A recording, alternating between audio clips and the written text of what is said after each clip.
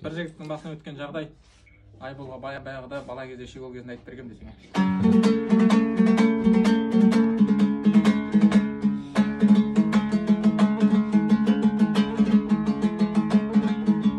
Алматыда мен бір қызбен таныстым, аты жөнін біліп әбден қабыстым.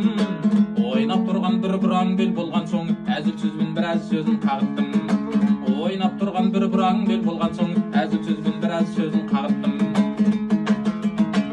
Қара шашын тас төбеге байлаған, бейне шырақ екі көзі жайнаған.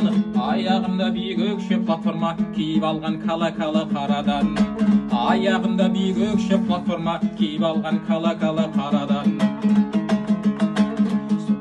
Қыздың өзі әзіл сөзге қалжықпас, мұндай қызға қандай жігіт қызықпас. Кең көшеде қол ұстасып келеміз, махаббаттың құшағында екі жас. Кең көшеде қол ұстасып келеміз, махаббаттың құшағында екі жас. Сонымен киіз үйге бет алдық, қымыз ішіп закускаға ет алдық.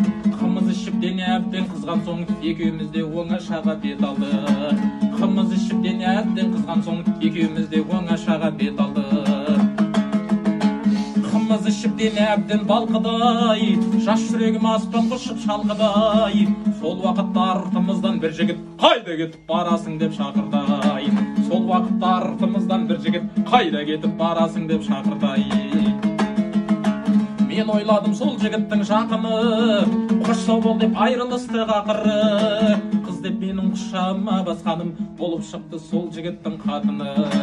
Қыз деп менің құшағыма басқаным, болып шықты сол жігіттің қатыны. Әшейін әзіл әңгіме ғой.